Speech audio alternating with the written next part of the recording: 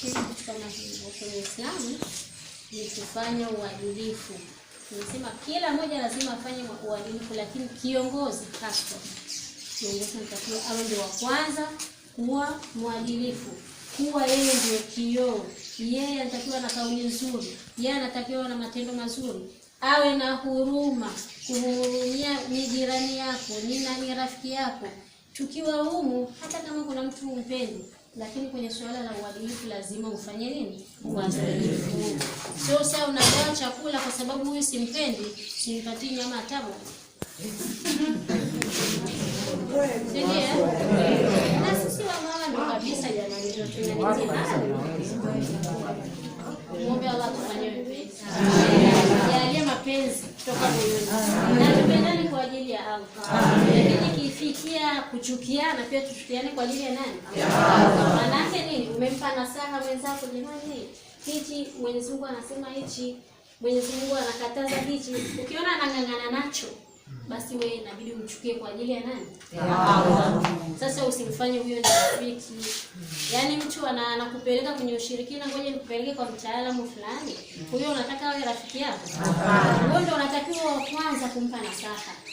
Tumekatazwa na Allah, tumekatazwa na Mtume Muhammad sallallahu alaihi wasallam. Unampa nasaha wewe, kama hasikii, mchukie kwa ajili ya nani? Ya Allah. Achana na huyo rafiki, ikibidi ubaki peke yako baki.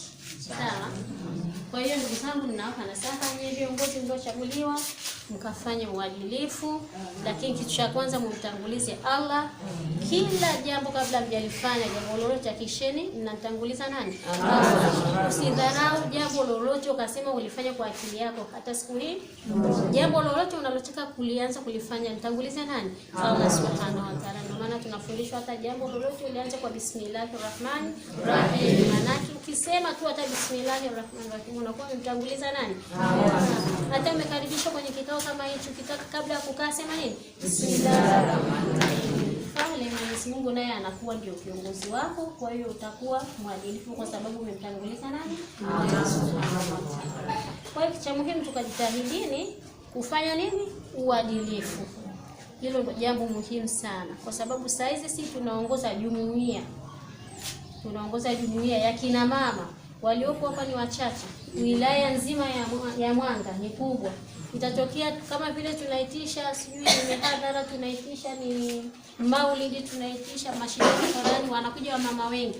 Nyie ndio inayoangaliwa, nyie ndio kupanga bajeti, nyie ndio kuangalia kipi na kipi.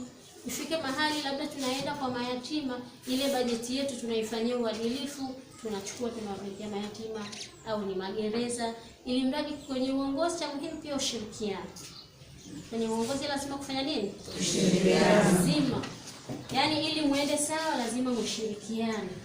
Mwenyekiti, katibu wako ambao sasa huyu